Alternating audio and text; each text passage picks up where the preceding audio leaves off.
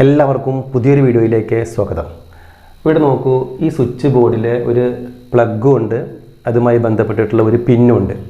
അപ്പോൾ ഈ പ്ലഗിൽ നിന്ന് ഒരു എക്സ്റ്റൻഷൻ കൊടുത്തിരിക്കുന്നത് ഇൻഡക്ഷൻ സ്റ്റൗവിലേക്കാണ്. അപ്പോൾ ഇൻഡക്ഷൻ സ്റ്റവ് പ്രോപ്പറായിട്ട് വർക്ക് ചെയ്യുന്നില്ല എന്നാണ് പറഞ്ഞിട്ടുണ്ടായിരുന്നത്.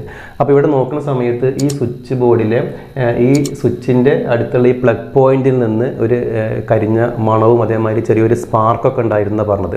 അതിൻ്റെ ഫലമായിട്ട് അവിടെ ഒരു സെല്ലോ ടാപ്പ് ഒട്ടിച്ച് വെച്ചിട്ടുണ്ട്. നമുക്കത് അഴിച്ചിട്ട് എന്താണ് ഇവിടുത്തെ പ്രശ്നമെന്ന് നോക്കാം.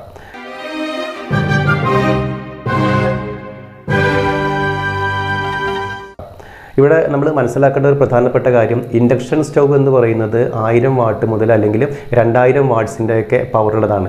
അപ്പോൾ അത്തരം ഹൈ പവർ ഉപയോഗിക്കുന്ന ഉപകരണങ്ങളിലേക്ക് ഇതുപോലെയുള്ള 6 ആംപിയറിൻ്റെ സ്വിച്ചോ അല്ലെങ്കിൽ പ്ലഗ് പോയിൻറ്റോ 3 പിന്നോ ഒന്നും ഉപയോഗിക്കാൻ പറ്റില്ല. 16 ആംപിയറെങ്കിലും ശരിക്കും വേണം. 16 ആംപിയറുള്ള 3 പിൻ സോക്കറ്റും അതേമാതിരി 3 പിന്നും സ്വിച്ചൊക്കെയാണ് നമ്മൾ ഉപയോഗിക്കേണ്ടത്. പക്ഷേ ഇവിടെ 6 ആംപിയറിൻ്റെയാണ് ഉപയോഗിച്ചിട്ടുള്ളത്. എന്തായാലും നമുക്ക് ആ സെല്ലോ ടാപ്പ് ഒന്ന് അഴിച്ചിട്ട് എന്താണ് അതിൻ്റെ പ്രശ്നമെന്ന് നോക്കാം.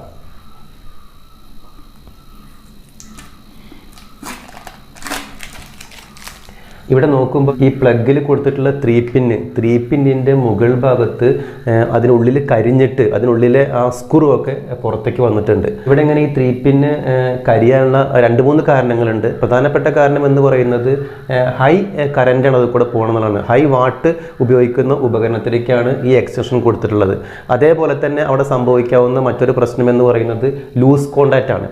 അപ്പോൾ ഈ ലൂസ് കോണ്ടാക്റ്റ് വരുന്ന സമയത്ത് ഹൈ കറണ്ട് പോകുമ്പോഴാണ് ഇതേമാതിരി കരിയലും പ്രശ്നമൊക്കെ ഉണ്ടാവുക. അപ്പോൾ നമുക്ക് എന്തായാലും ഈ 3 പിന്ന് അഴിക്കണം. അതേപോലെ തന്നെ ഈ സോക്കറ്റും ചിലപ്പോൾ അത് റീപ്ലേസ് ചെയ്യേണ്ടി വരും, കാരണം അത് കരിഞ്ഞിട്ടാണ് നിൽക്കുന്നത്. അപ്പോൾ എന്തായാലും നമുക്കൊന്ന് അഴിച്ചു നോക്കാം.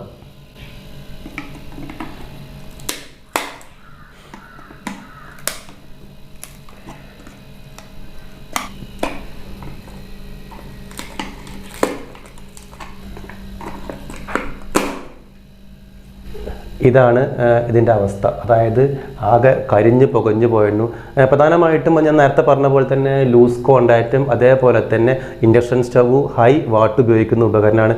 2 കാര്യം കൊണ്ടാണ് ഇങ്ങനത്തെ ഈ ഒരു പ്രശ്നം വന്നിട്ടുള്ളത്. അപ്പോൾ നമുക്ക് എന്തായാലും ഇത് രണ്ടും ഇനി റീപ്ലേസ് ചെയ്യണം. അപ്പോൾ നമുക്കത് റീപ്ലേസ് ചെയ്യാം. തൽക്കാലം നമ്മളിവിടെ ചെയ്യാൻ പോകുന്നത് സെയിം ടൈപ്പ് സ്വിച്ചും തന്നെ വെക്കാൻ പോകുന്നത്. അല്ലെങ്കിൽ നമ്മൾ എന്ത് ചെയ്യേണ്ടി വെച്ചാൽ ഈ ബോർഡ് മൊത്തം റീപ്ലേസ് ചെയ്യണം.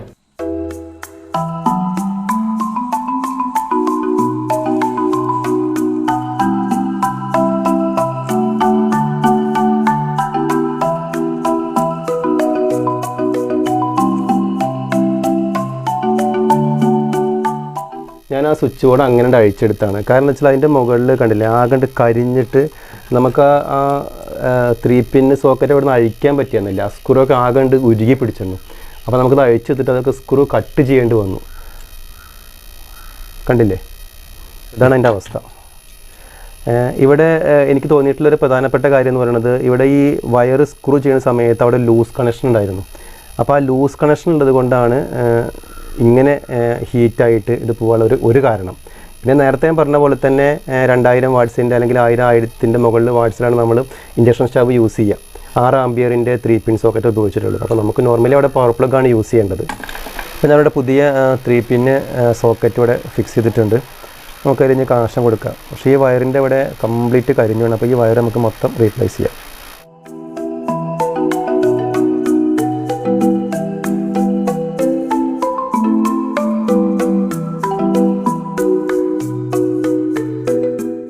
ഇതുപോലെ നമ്മൾ ആ വയറിൻ്റെ ചെമ്പ് കമ്പി കളഞ്ഞതാകുമെന്ന് മടക്കിയതിന് ശേഷം നമ്മൾ ഇതിലേക്ക് വെച്ച് ഉറപ്പിക്കണം. ഇത് നല്ല പോലെ ടൈറ്റ് ചെയ്യണം. ലൂസ് കണക്ഷൻ വരുമ്പോഴാണ് ഹീറ്റ് വരും, കത്തി പിടിക്കുകയോ ചെയ്യുക. 3 പിന്നിൻ്റെ നമ്മൾ വലതുഭാഗത്താണ് ഫേസ് വരേണ്ടത് അല്ലേ. അപ്പോൾ നമ്മൾ ഇതിൻ്റെ ഈ വലതുഭാഗത്ത് ഇതിലേക്ക് നമ്മൾ ഒന്ന് കൊടുക്കണം. വയർ നമ്മൾ നല്ലവണ്ണം ഒന്ന് പിരിക്കുക. പിരിച്ചതിന് ശേഷം തലപ്പൊന്ന് ജസ്റ്റ് ഒന്നങ്ങോട്ട് ഫോൾഡ് ചെയ്ത് കൊടുക്കുക. തലപ്പം ജസ്റ്റ് മടക്കി കഴിഞ്ഞാൽ ടൈറ്റായിട്ടായിരുന്നു നിൽക്കുക.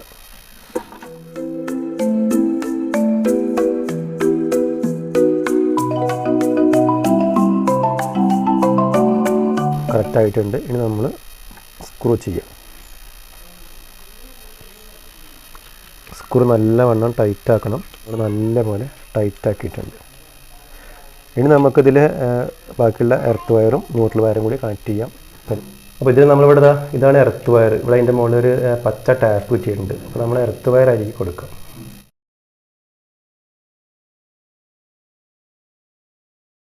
ഇനി നമുക്ക് ഈ ന്യൂട്രൽ വയർ കൂടി ഒന്ന് കൊടുക്കാം. ഇനി നമ്മുടെ ഫേസ് നമ്മൾ ഈ സ്വിച്ചിലേക്ക് കൊടുക്കാം. അതോടുകൂടി നമ്മുടെ വർക്ക് കഴിഞ്ഞു.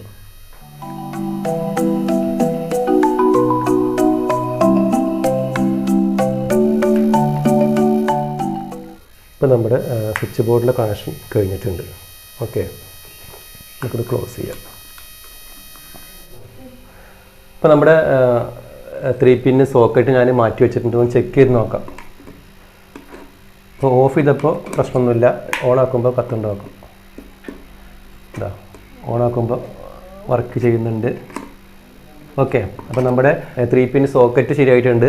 ഇനി നമുക്ക് ഇതുകൂടി ഒന്ന് ശരിയാക്കണം. ഞാനിവിടെ ഈ 3 പിന്നിൻ്റെ വയർ കണക്ഷനുകൾ കൊടുത്തിട്ടുണ്ട്. ഓക്കെ, അപ്പോൾ ഇതിൽ വലതുഭാഗത്തെ ഫേസാണ്, ഇടതുഭാഗത്തെ ന്യൂട്രൽ, മുകളിലത്തെ എർത്ത്. അപ്പോൾ നമ്മുടെ കണക്ഷൻ ഫുള്ള് കഴിഞ്ഞിട്ടുണ്ട്. നമുക്കൊന്ന് കണക്ട് ചെയ്ത് നോക്കാം.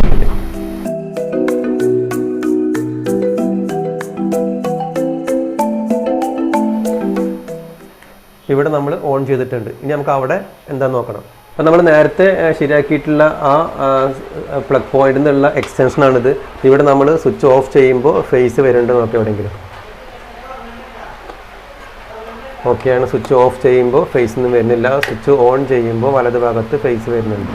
ഓക്കെ, ന്യൂട്രലൊക്കെ ഓക്കെയാണ്, പ്രശ്നമൊന്നുമില്ല.